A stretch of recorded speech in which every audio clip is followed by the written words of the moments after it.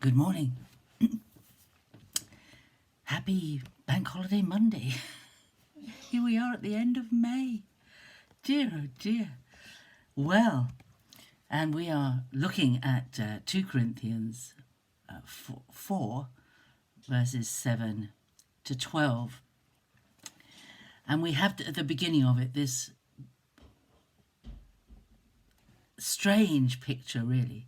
He says, but we have this treasure, that is the glory of God, the light of the knowledge of Jesus.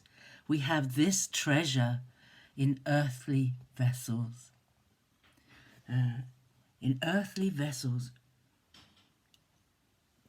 But actually, it doesn't say that. It says, we have this treasure in earthen vessels, in pottery. And that's a strange picture, isn't it?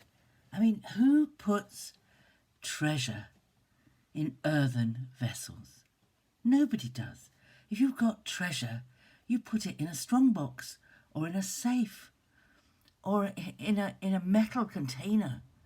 You don't put treasure unless you're, I suppose people, into my mind comes this thought of the teapot that was on people's shelves where they would put their loose change to save up for something, putting their treasure in an earthen vessel, or maybe putting coins in a money box, saving up for a rainy day, or saving up for some particular thing back in the days when you couldn't buy something and then slowly pay back for it as we can now with credit cards.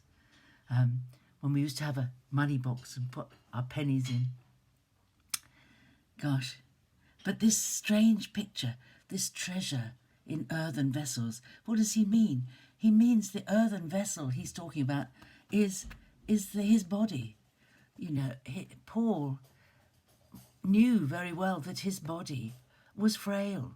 It wasn't a durable, it wasn't anything by comparison with the treasure that he was harboring within himself, this wonderful treasure that would endure. His earthen vessel was frail, and it's a reference back to Adam being made from the dust of the earth, being formed from clay.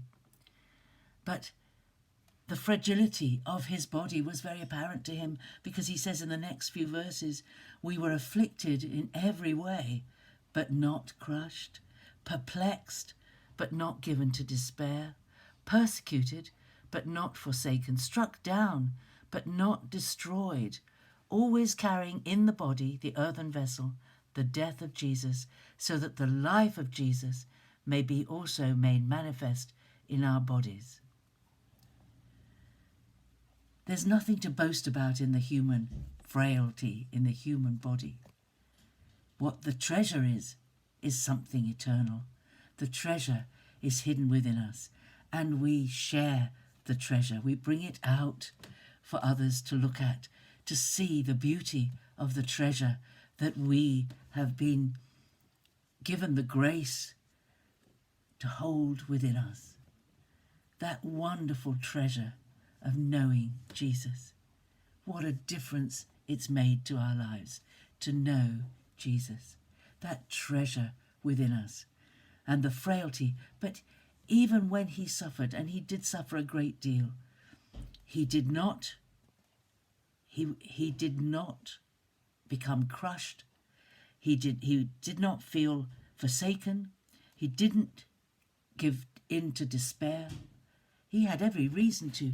There are other places in his letters when he talks about the terrible things he suffered, and in the Acts of the Apostles, it's quite clear that every town he went into, he risked being stoned, being whipped, being thrown into prison.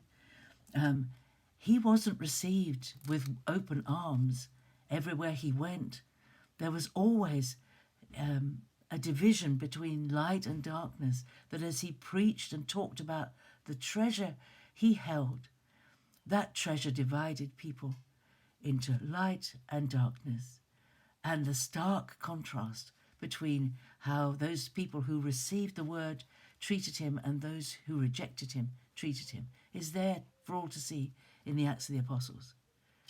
But he didn't count any of that suffering, anything worth comparing with the treasure he had in his earthen vessel.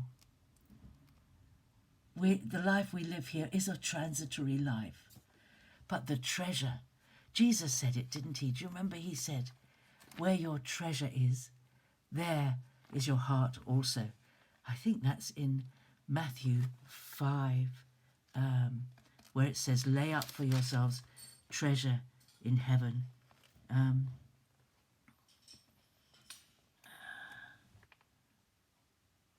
Oh, no, I can't find it straight away. But it's in Matthew 5, I'm sure. Oh, no. Oh, there it is. Matthew 6:19. It says, do not lay up for yourselves treasures on earth, where moth and rust consume, and where thieves break in and steal. But lay up for yourselves treasures in heaven, where neither moth nor rust consumes, and where thieves do not break in and steal. For where your treasure is, there will your heart be also. Matthew 6:19. We carry treasure in our earthen vessels, but we also lay up treasure for ourselves.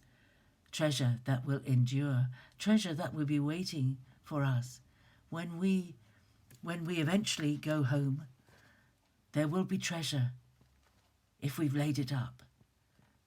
And the things that we lay up are the things we do for the kingdom of God.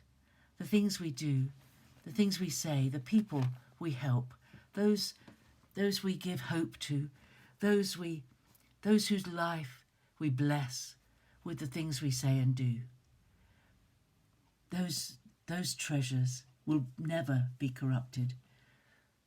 And the treasure we hold, we must let it shine, so that just like Moses shone with the presence of God, so much so that his face had to be veiled, we shine in our lives for Jesus, and people can see that we've been with him. This treasure in earthen vessels. Lovely phrase, something to think about and ponder on today, on this last day of May 2021. May you be richly blessed today, and I'll see you tomorrow. Bye-bye.